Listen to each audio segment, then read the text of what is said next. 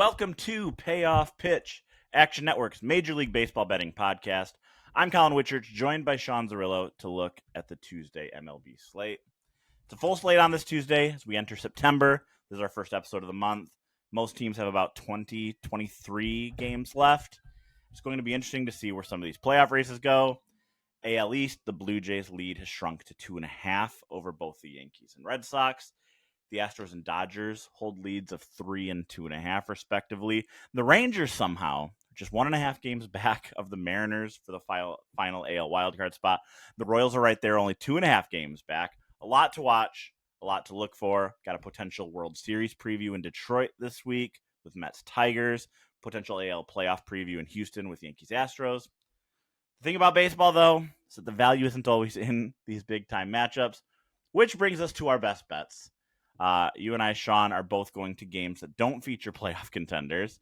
We're going to start the show by you hurting my feelings a little bit with your pick in Twins-White Sox tonight. Yeah, taking the Twins today. I go through bullpen usage every single day for all these teams, and this is not a big bettable slate for me. And if I had not gone through the bullpens, I probably would not have discovered that the White Sox in a bullpen game yesterday used 7 different pitchers, but most importantly, all 7 pitchers worked for the third time in 6 days, or fourth time in 6 days. If you go on RotoWire's bullpen usage, it only goes 5 days back.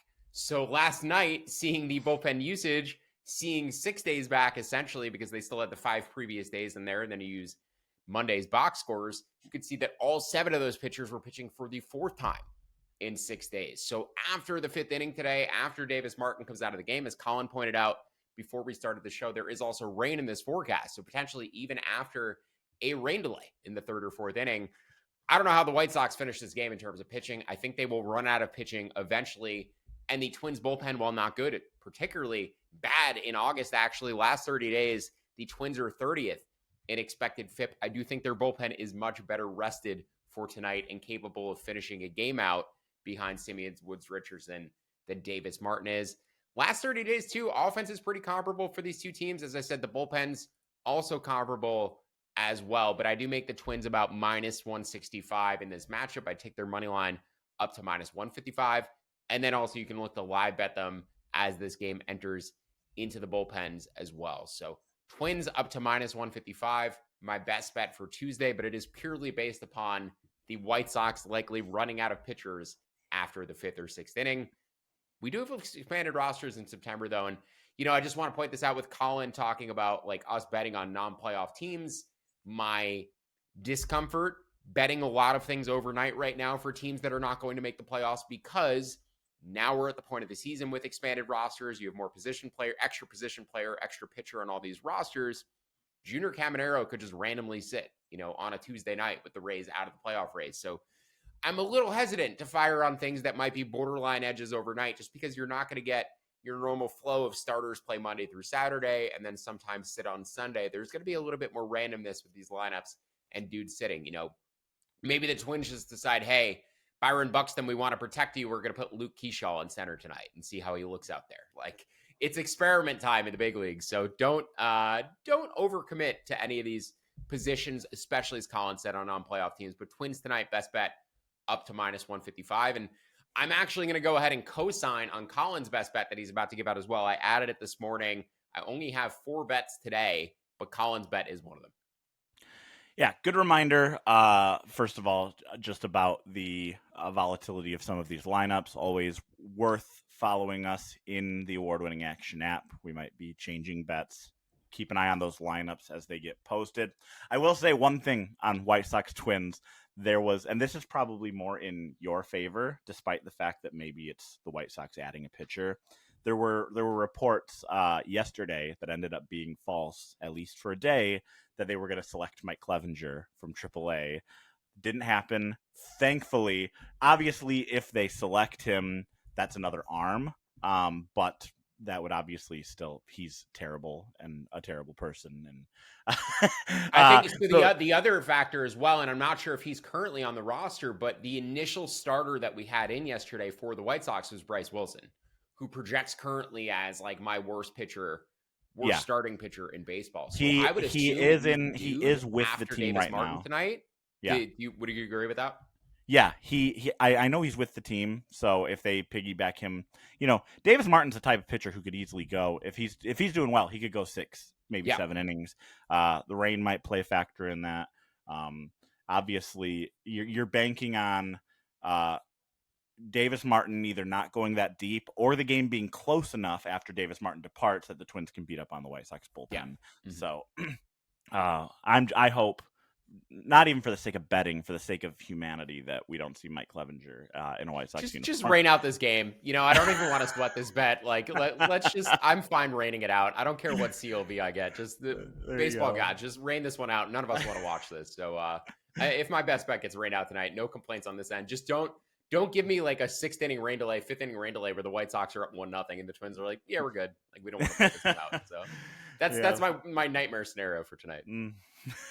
All right, we'll get to my best bet now. Sean teased it a little bit. I'm going to Coors. I'm going with a Coors under. Always dangerous, particularly dangerous when dealing with this Colorado bullpen this season.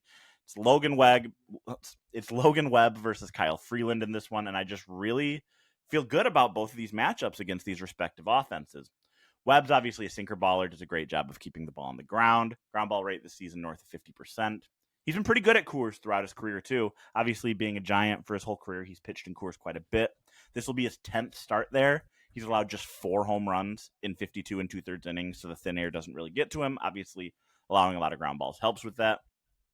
I think Webb is one of the most underrated pitchers in baseball. I hate using that term, to be clear. It's like Jose Ramirez, right? Where if someone says that a guy's underrated and overlooked, and the whole world starts saying it, and they say it for years and years and years, is it still true? Well, Webb's about to finish his 4th straight season of close to 200 innings, likely another top 5 NL Cy Young finish. I think you and I talked about him earlier this year, Sean, about how he's just the perennial guy who's going to finish 2nd through 5th in the NL Cy Young Award. There's always going to be a pitcher better than him. There is this year as well. Obviously, Paul Skeens probably going to win that award, but he's just a freaking workhorse. He got even better this year at working north-south in the strike zone instead of east-west to induce more whiffs. He upped his strikeout rate this season. Just a really good, impressive pitcher who doesn't seem to get talked about a lot. Maybe that's just us, not living on the West Coast, not hearing about him like you might if you lived closer to San Francisco. Kyle Freeland's obviously the scarier side to back here, but I'm generally looking to fade the Giants offense against lefties. It's a bottom 5 offense against southpaws, 77 WRC plus, right in line with teams like the Marlins and Guardians. Doesn't help, obviously, that 2 of their most important hitters are lefties, and Rafael Devers, Jung Ho Lee. Dominic Smith has been getting a lot of playing time as late as well. They also have been giving Drew Gilbert some run since he came over from the Mets at the deadline, another lefty possibly in the lineup. There's nothing really notable from a weather standpoint at Coors tonight. 79 degrees at first pitch, 5-mile-an-hour wind blowing in from center, so that's good for us at least. So, yeah, I think this total's a little overinflated, which we can see from time to time at Coors. The bullpen's getting involved late does make me worry a little bit, but I still see more value on the full game total of 10.5 under than I do on any first 5 angle. Sean, you said you agree with me. I'm curious if you have anything to add. Yeah, make this 9.9. The only thing you didn't get to, it's one of my favorite under umpires, Phil Cuzzi, one of the best under umpires in the Action Labs database. Go back to 2005, career 56.2% win rate to the under, 326, 254, and 29, and an 8.3% ROI. Just blind betting the unders in all of his games. Consistent 100 or better would be up more than $5,000. Cuzzy, Doug Eddings, Bill Miller, probably the 3 best pitcher umpires, in my opinion and in my model. Alfonso Marquez, one of the better hitter umpires. He's like the opposite end of that spectrum. Joe West, one of the best hitter umpires ever, like opposite end of that spectrum. Cuzzy, Eddings, Miller, they're taking about, for me, anywhere between 2.5% to 4% off of a game total. So without, let's just see, like with a weather neutral or a neutral umpire in here, I'd make this total about 10.15. Cuzzy gets me down closer to 9.9. So shaving almost a quarter of a run off the total does make a difference. I mean, when I'm betting unders, right, or when I'm betting totals in general, the difference between betting it and not betting it is usually a quarter of a run. If I make a total 8.25 and it's 8.5 even money, that's a bet for me. If it's 8.5 minus 110, that dejuices the line out. So yeah, it really might come down. Betting this versus not betting this for me might have come down to Phil Cuzzy, and I think he's enough to potentially swing it under. So Rockies and Giants under, I also like it as well to 10.5 at minus 115. Okay, Underdogs time. I had trouble finding a plus money dog that I really liked. Sean, Mm. you said you did too. Again, you mentioned at the top, this is one of those markets where you really, really want to watch for the lineups, watch for who's sitting, who's not, whether it's contender or whether it's a team out of the risk. I'll go first here. I'm going to Atlanta, or I'm sorry, it's in Wrigley. I'm going to Braves Cubs tonight at Wrigley Field. Battle of lefties tonight. Joey Wentz against Shota Imanaga. Speaking of the weather, like I did with Coors, it's always worth mentioning at Wrigley. It's not warm right now on the north side of Chicago. I live just a couple miles from Wrigley. It's going to be 73 degrees at first pitch. That temperature will likely be in the 60s for most of that game, so that won't help offenses, and wind is blowing in at 6 miles an hour from right field. More than anything, this is a lefty splits play for me, though. Imanaga is obviously the better starting pitcher here. A lot of respect for the Braves and what they've been able to do with Wentz since he was forced to join the rotation a few months ago. He's been really solid and effective overall. I'm looking at considering playing his K total over tonight as well. I need to dig into that a little bit more. If you see me fire into the Action app, it's because I like it enough to play it. Something to look at. The Cubs are obviously for the season above average offensively against either-handed pitcher. But they have been a little bit worse against lefties throughout the season. Since the trade deadline, the Cubs' offensive numbers obviously look bad across the board, as they had a really bad August overall. And against lefties, it's an 86 WRC plus since August 1st. You take those small sample sizes with a grain of salt. The Cubs lineup isn't that different today than it was before August 1st. They didn't do a lot at the trade deadline. Wenzel Perez, really the only real addition to that lineup. But PCA has slumped and is left-handed. Obviously, Kyle Tucker's kind of broken out of his funk a little bit. Had a huge game in Los Angeles a couple weeks ago, but obviously not the type of hitter he was in the first half, maybe still battling that injury. But generally speaking, if I'm looking for opportunities to fade this offense, it's going to be against left-handed pitching. The Braves are a little worse than league average offensively against lefties for the season, a little better than league average against them since the trade deadline. I don't put a ton of stock into that. It's like 5 points of WRC plus in either direction. But this is the line that I show the most value at in terms of underdogs. Again, it's not one that I'm super in love with. Whatever you would normally risk on a bet like this, I'd maybe cut it in half. I'm not going to be putting a ton on this. But Braves, plus 150, I do show value in that. Probably wouldn't bet it past about plus 145 there for Atlanta. How do you Sean, feel about the under in that game, Colin? Because I kind of lean under. I lean under 8. I make it 7.6. Minus 105 is like a borderline bet for me. Again, would probably want to see lineups. Just make sure like all the good defenders are in there. But what do you think about the total and the under there? yeah, I mean, I would definitely lean toward the under there. It's one of those where maybe I'd look at the first 5 than anything, because the Atlanta bullpen terrifies me. The Cubs bullpen hasn't been that great overall. I'd have to look at what they're. I know that there was a lot of runs late in their game yesterday. Look at the bullpen usage. Yeah, you can get first 5 under 4.5, minus 120. I make that 4. That could be a good way to go about it. It's interesting. Yeah. The Cubs did have Aaron Savali, who they just claimed off waivers from the White Sox. He ate 3 innings behind Colin Ray last night, so their bullpen isn't in that bad of shape. They didn't use Palencia yesterday. Obviously, 1 in walk-off and extras. The Braves didn't use Iglesias, so I think that's one I would definitely target. Maybe split a unit between the first 5 and the full game there. Yeah, it's the closest bet that I haven't made to actually being a bet as of now. So just wanted to shout that one out with you covering that game. Yeah. For your underdog today, though, we both mentioned not a lot of plus money dogs that we're absolutely in love with. You have a potential bet, at least, in Rays Mariners, but you have a price point you need to get to. Yeah, I make the Rays slate favorites here in both halves. Minus 108 first 5, minus 106 full game. You can bet first 5 right now. I saw some plus 110s this morning. You can justify a bet at even money or better if you want a bet on the Rays. Brian Wu on the road against the Rays, but then you're not getting the Rays' number 1 bullpen involved in the game in the back half of it. So I would probably want all of the Rays pitching involved in this game behind Drew Rasmussen. As I said, I make the minus 106 for the full game. I saw some even money this morning. If you gave me plus 102 after lineups were confirmed, would absolutely bet that. Plus 105, I wouldn't even need to see lineups likely in order to bet it. So Rays plus, let's call it plus 105 or better. If it jumps up, I would consider betting Tampa as home dogs today. Bet them yesterday, laid some juice on them at home, and cruised to a pretty easy win over the Mariners. This is another game, too, I should mention. I believe the wind is blowing in at Steinbrenner Field tonight. We've discussed the wind there ad nauseum this year, But what we did discuss specifically earlier in the year was in September, where the wind was blowing out. April, May, June, wind blowing out generally at Steinbrenner Field, specifically at night. We talked about the fact that the wind patterns change in this park, and closer to September, and especially in October, though they're not going to make the playoffs, the wind starts to blow in at Steinbrenner Field. And it does look like the wind should be blowing in tonight. So it's going to change directions during the game. It's going to start out blowing horizontal left to right.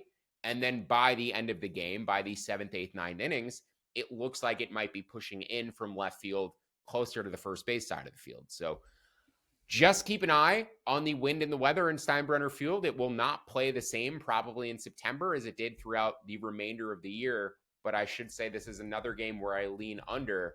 I make this total 7.7. It opened 7.5, went up to 8, but the 8 is minus 120. I mean, I'd want 8 and even money realistically to bet it. I would probably take 8 minus 110, considering these two starting pitchers and how high I am on both Rasmussen and Wu. So Rays plus 105 or better, and then under 8 minus 110 or better. I would consider placing either of those bets on this matchup. And again, you get the Rays' #1 bullpen over the past 30 days involved in the back half. And the Mariners used their worst relievers as well yesterday. They used Hancock. They were down big, so they just threw their B bullpen, and their A bullpen should be good tonight, as should the Rays bullpen. And I think this one does stay under. We've got Grant Neiffer on deck with some dinger bets. We've got a couple more bets to give out ourselves. But first, just as a reminder to everyone, football season is here. As if you needed a reminder, football season, NFL, kicks off this Thursday. And we've got some huge improvements and updates coming on the award-winning Action Network app, which we're very excited to discuss in the weeks ahead. But to get the most out of the app, you've still got to be an Action Pro subscriber. It's only with Action Pro you get real-time pick alerts from Sean Zerillo, the entire Action Network team of experts. Plus, you can access pro projections powered by Sean Kerner and our predictive analytics team, and a ton of other benefits. And right now, Payoff Pitch listeners can save $20 off the annual price of Action Pro. All you have to do is go to actionnetwork.com/pro and use code PAYOFF20. That's actionnetwork.com/pro, code PAYOFF20 for $20 off the annual price of Action Pro. Okay, final bets time. We talked about some of the playoff contenders going today and haven't talked about a lot of these matchups just yet. But Sean has 2 more plays, and I have 3 more. And I'll let you get us started, Sean, with a play you have in Yankees-Astros tonight, with a fun pitching matchup of 2 really strong lefties in Max Fried against Framber Valdez. Yeah, really good pitching matchup on paper. I'm not sure if it's going to play out like that in reality. These are 2 of the best offenses against left-handed pitching. Top 5 both on the year. Yankees first, 118 WRC plus, Astros 5th. Astros haven't been as good lately in terms of actual results. But actually, in my model, I give them the better WRC plus against lefties projection-wise. I give them a 121. I have the Yankees at a 118 against lefties. That's exactly their number on the year. So I feel pretty confident in that projection on the Astros, considering the Yankees' projection directly aligns with their results against left-handed pitching. I think the Astros over the past 30 days have underperformed a little bit, but we do view them and all the sticks in that lineup, Walker and Correa and Altuve, like that is a team that should mash left-handed pitching in theory. Now, both of these pitchers have decreased in terms of underlying indicators. They've gone down and gotten worse in terms of underlying indicators over the past month or 2 months. Framber, you see the dip really over the past month. So his first 20 starts through July, 3.3 expected FIP. I'm going to round off a little bit here just to make it easier. 3.3 expected FIP, 15% strikeout minus walk, 120 pitching plus, 3.6 body array. Great. What you expect out of Framber. Except the last 5 starts, the expected FIP has gone up to 4.6. The strikeout minus walk rate, just 3.8%. 97 pitching plus, gone from 120 to 97 in the pitch modeling, and the body array has gone up from 3.6 to 4.3. Command has been a mess. Stuff is getting worse. Not really sure what's going on with Framber, but he's a guy in the past who has dealt with some shoulder soreness and some shoulder injuries, and it's possible that he's just fatiguing the longer this season goes on. Now, Max Fried, in the same respect, dealt with shoulder injuries or elbow injuries last year, and we've seen at times the walks just start increasing, and over the past 2 months, they've increased pretty drastically. Strikeout minus walk through June, 19.5%. over the past 2 months, just 12%. Pitching plus has gone down from 132 to 120. Expected FIP has gone up a full run, nearly a full run, from 319 to 4.1. And the body array, similarly to Fromber, has gone up about a half a run or more, from 356 to 405. So both pitchers moving in the wrong directions last 2 months. About as difficult of an opposing matchup as you can get against these teams with their splits against left-handed pitchers. And then finally, the Astros bullpen just has not been as good of late. Was one of the best bullpens in baseball throughout much of the year. Josh Hader went down with injury, kind of moved everybody into new roles. Last 30 days, 23rd in expected FIP, 24th in pitching plus. They also used Brian King as one of the best relievers for the 4th time in 6 days on Monday. So I make this total about 8.4. I'd bet the over to 8 at minus 105. It has come up in most places from 7.5 to 8, which is encouraging considering the bet splits on this game are all on the over, which triggered an Action Lab system for contrarian unders. That is the one thing that concerns me. It just seems like it's a very public play, but typically once the total does finally move up, it makes me much less concerned about that contrarian number. When it holds at the same number all day despite the ticket splits, that's when I get a little bit more concerned. Once it actually crosses into 8 or crosses up a half a run, I think we're on the right side of things. And then people will probably start banging the under 8, but I do think the over 8 up to minus 105 is a good price. And hopefully you can get 8 at plus money. And I should clarify, 8 at even money is a better bet than 7.5 minus 120. We're not messing with the key number here. 9 is the key number. 7 is the key number. So definitely take 8 at plus money as opposed to 7.5 at minus 120. The difference in the trade-off is about 18 cents at that price point. So 7.5 minus 118 is equivalent to 8 at even. As of this recording, 92% of the bets, 88% of the money on the over. Look that up using our Action Pro tools in the Action app. It's nice that the money percentage and the bet percentage are close enough where you don't feel like it's like, oh, sharps are on the under. It's everyone's on the over, which never makes you feel good, but it's better than, it being sometimes the public's and the public and the sharp are aligned. So yes. you never know. And we always talk about ticket splits, like kind of solidify later in the day, closer to game time. But yeah, it certainly triggered, as I said, that Action Labs contrarian under system. It's contrarian unders for winning teams. It's actually this year, it's only 145 and 139. So it's juiced out and been below 500 in terms of like ROI, minus 2.4%. But going back to 2005, it has like a 4% return and is generally pretty accurate in terms of like at least identifying the spots where it should be contrarian. So we used to have a segment on this show called Fade the Public. Yeah. Sean is with the public on this one. I'm giving out another total here that's also with the public. 89% of the bets, 88% of the money right now is on the over in Blue Jays Reds, and that's where I'm going in this matchup of Jose Barrios against Nick Lodolo. The Blue Jays are one of the best offenses on the planet against left-handed pitching. 114 WRC plus for the season is third, a little behind the Yankees and Tigers. Since the trade deadline, they've been even better. An insane 142 WRC plus, 258 plate appearances against lefties. For context, Freddie Freeman has a 141 WRC plus this season. So over the last month, when facing lefties, the entire Blue Jays offense has been Freddie Freeman. I do really like Nick Lodolo overall, but I feel like this is just a really bad matchup for him. The Blue Jays crush lefties, and Lodolo's struggles this year have mostly come at home. That ballpark just really crushes him. He's done a decent job of keeping the ball out of the air as much as possible overall this year. He's running about a 42% ground ball rate, but he's allowing a 780 OPS at home this year. It's just 536 OPS on the road. This is another really specified situation where I think home road splits are worth mentioning. A lot of times they can be noise, but they're worth at least considering when you're looking at the more extreme environments like we have in Cincinnati. It's one of the better hitter parks in baseball. He's actually made 2 more road starts this year than he has at home, but he's allowed 7 more home runs at home than he has on the road this year. Really bad news against an offense like Toronto's. Jose Barrios remains one of the most confounding pitchers in baseball. He is 100% the kind of pitcher who I back, and he gives up 6 runs in 3 innings. And then I fade him, and he throws 7 shutout innings. He's insanely talented and insanely frustrating. And the fact that I'm fading him tonight means he'll probably come out and shove, and we'll need all of Toronto's offense to get over this number tonight. And the Reds' offense, to be fair, is also really scary to back in general, but I'd rather do so against a righty than a lefty. And as far as the bullpens go, we've talked about bullpens in a lot of these matchups. Cincy used four guys behind Hunter Green last night.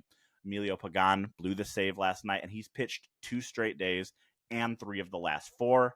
For Toronto, Yariel Rodriguez, one of their key relievers, threw 32 pitches and 2 innings last night, and he's thrown in 3 of the last 4 days as well. So neither of those guys are likely going to be available. That hinders these bullpens a little bit. All these factors have me confident in betting the over at 8.5. I kind of went back and forth, actually, between this and the Giants-Rockies game in terms of my best bet. I like both these totals somewhat equally. I don't know if you have any thoughts there, Sean, on what your number is for Blue Jays Reds tonight. Yeah, I lean Reds. And in terms of the total, I make it 8.7. So I lean over as well. Just not, I would have wanted plus money to bet the over, and I make the Reds minus 108. The line is make the minus 106. The line's minus 108. So pretty much aligned with the market there. When the Reds initially opened, I think there were some even monies, and I had it again at like minus 106, and like that's borderline. And I'm glad to hear you bring up the Jays split stuff and Lodolo's home struggles, because I would have been close to betting the Reds, but ultimately didn't pull the trigger. I just wanted to comment with regard to Pecan and Zach Littell that Nick Krall needs to go to jail. How dare you bring Emilio Pagan and Zach Littell, 2 of the worst home run allowing pitchers in baseball over the past 10 years, to both come and pitch at Great American Ballpark. Just like, I mean, there's team building and there's team building, and I don't get the ballpark fit with those 2 dudes whatsoever. Pagan's been pretty good this year. It's just, it was a matter of time before he started giving up dingers. And Littell, I think at some point in September, is probably going to give up 5 homers in the start at home. So I hate both of those guys in that park, and I can't imagine what their front office was thinking when they targeted those 2 dudes as names to acquire, because I couldn't imagine worse fits for pitchers. I was so upset when Littell went to Cincy, because I really like Littell, and he's gone from Steinbrenner to Great American Ballpark. He's just one of those soft tossing innings eaters who you just end up finding a lot of value on, because people don't really know who they are or care about them, and their advanced metrics aren't really going to stick out because they don't strike a ton of guys out. But Littell doesn't walk anyone. He lives in the zone, and going to Great American Ballpark was just a travesty for his Grant career. When he got traded there, Grant Neiffer and I were like DMing each other, just laughing. And Grant's like, I'm just gonna bet every home run prop against him. I'm not sure how many he has bet against Littell at Great American, but it just seemed like an awful fit. I just want to point out with Pagan, it's very funny. His home run rate is just the same as it has been throughout his career this year. 1.59 this year, 1.55 for his career. But Collin, he's running a 195 BABIP versus 254 career, 350 last year. So if you want to know why Emilio Pagan is having a resurgent year, holding your BABIP under 200 will help.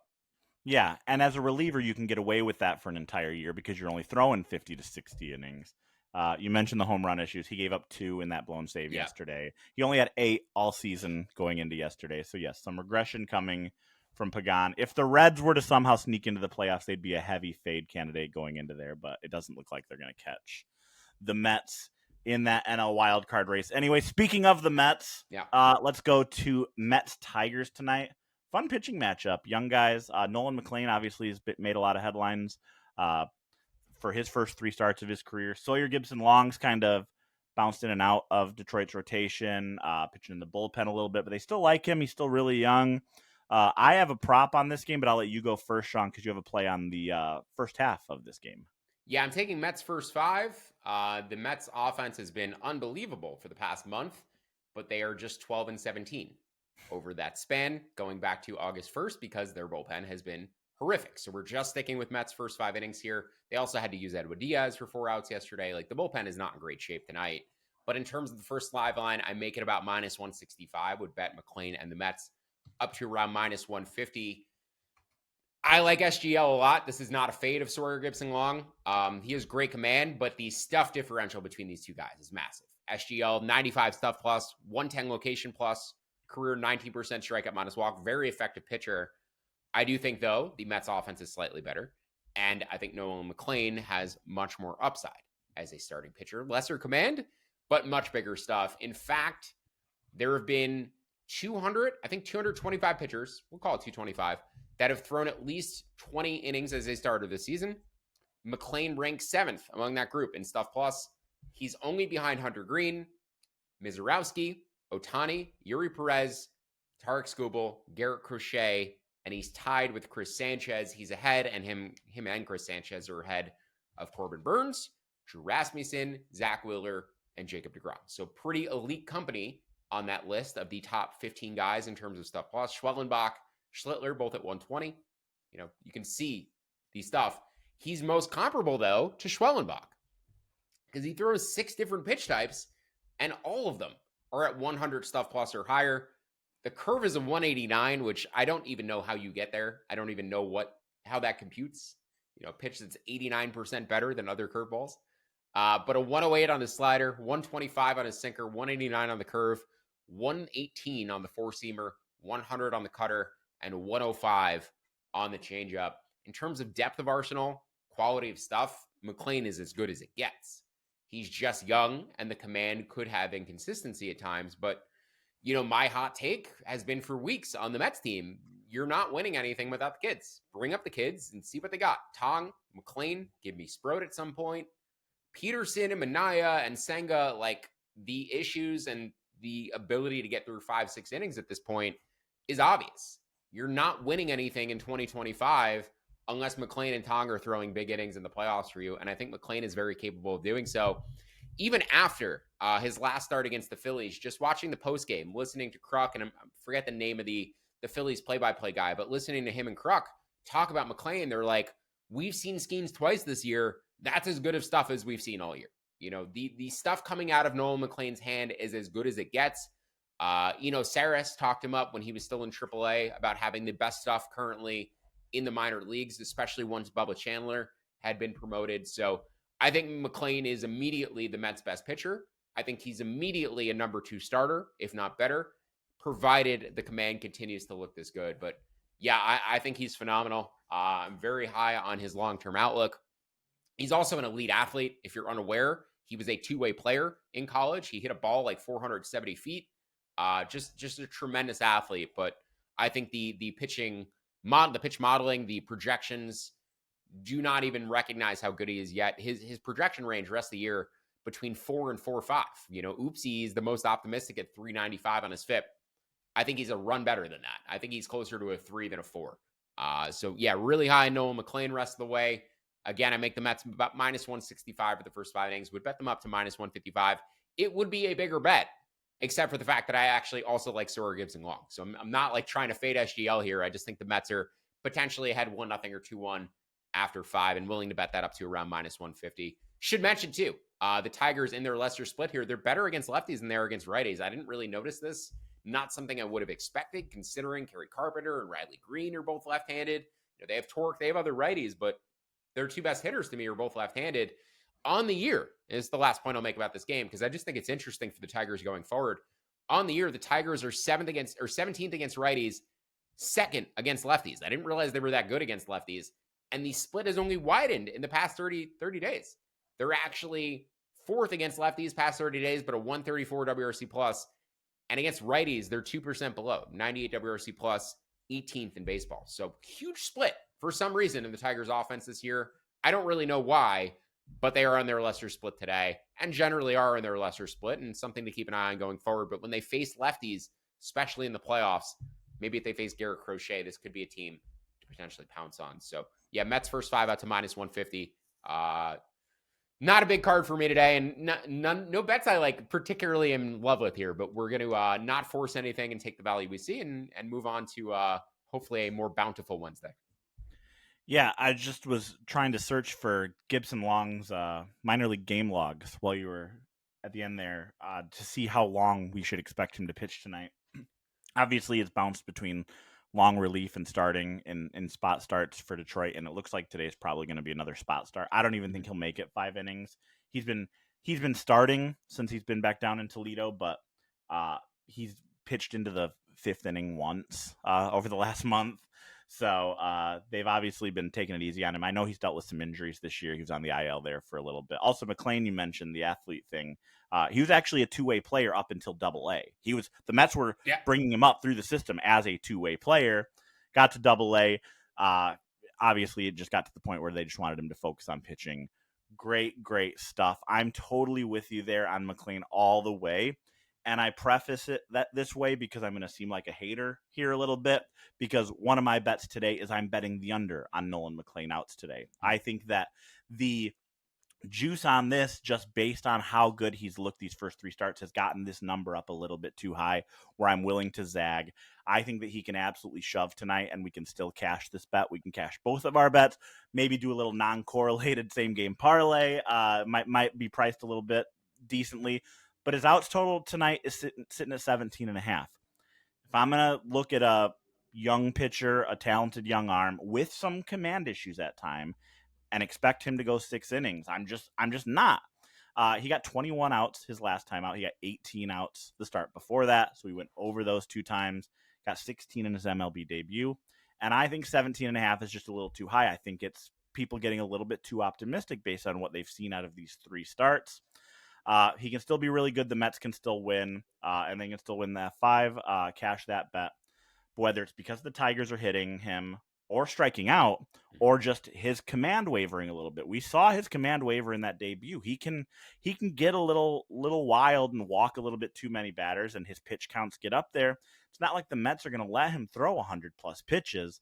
So I think the odds of him getting through 6 innings unscathed are just, or not even unscathed, but getting through 6 innings are just a little bit too low, to the point where I like the under 17.5 outs here on McLean.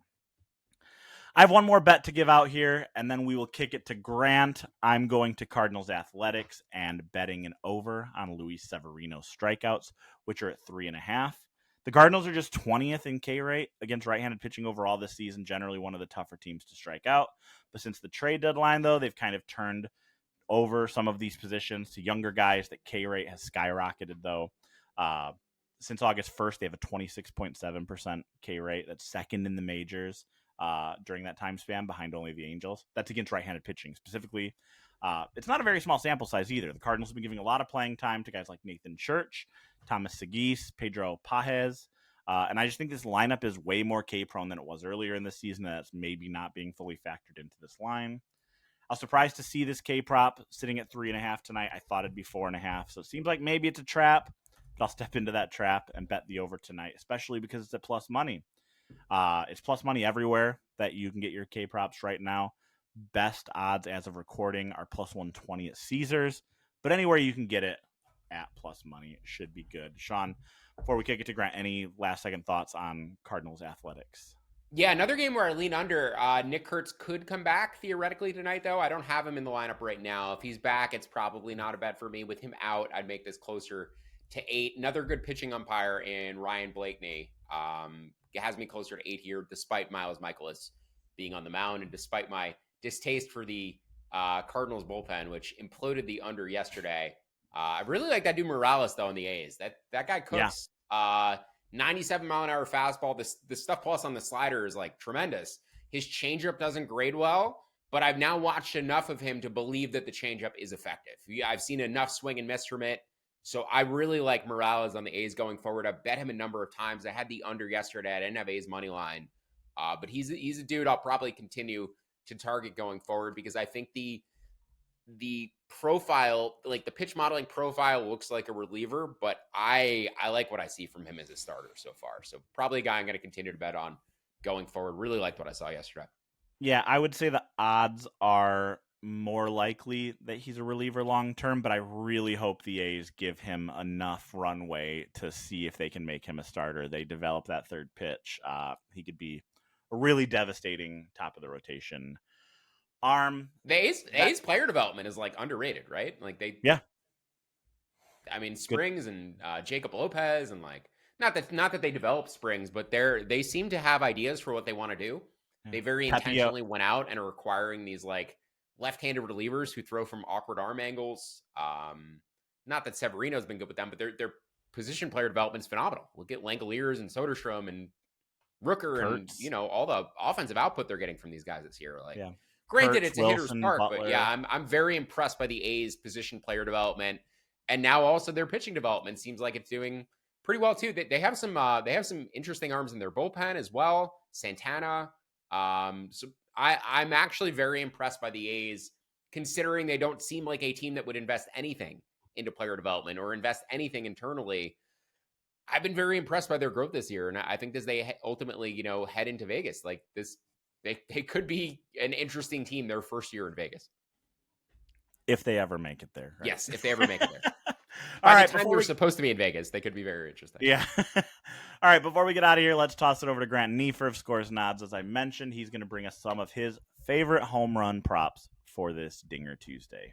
What's up, everyone? It's Dinger Tuesday. We get a 50% boost over on FanDuel. And although the weather isn't great, I still got a 3-leg parlay paying out 117-1. Let's get started with the first leg. Juan Soto, get him around plus 340, plus 350 right now.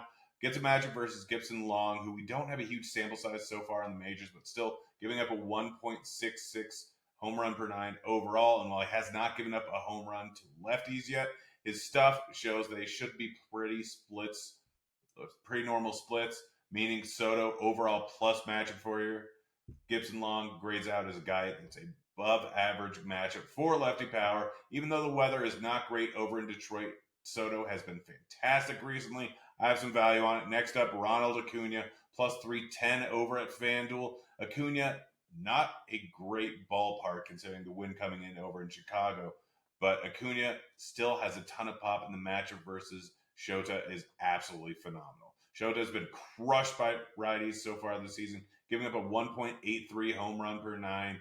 And so even though the odds are low and the weather is not overall great with about 15% decrease to home runs over in Chicago, I still have some value on this number. And lastly, Shea Bangaliers, getting him at around plus 360. Shea gets a matchup versus Mikolas, who has been hammered by power this season. While I prefer targeting lefties than righties against him, Shea's still in an incredible spot going up against Miles.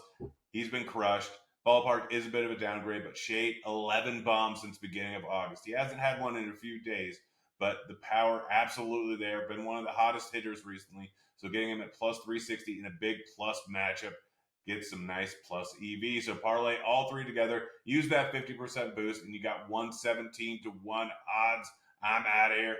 Woo! That'll do it for today's episode of Payoff Pitch. Thanks for tuning in. If you'd like to tail some of the bets from today's episode, look for the quick slip links in the episode description or visit actionnetwork.com/betnow. Don't forget to download the free award-winning Action Network app, and don't forget to leave us that 5-star rating and review wherever you listen to the podcast. Also, check out the Action Network Discord channel. There's a link to that in the episode description of this podcast as well. We'll be back on Friday with more MLB Best Bets. For Sean Zerillo and Grant Neiffer, I'm Collin Whitchurch. Thanks for listening to Payoff Pitch, Action Network's Major League Baseball betting podcast, and good luck with all your bets.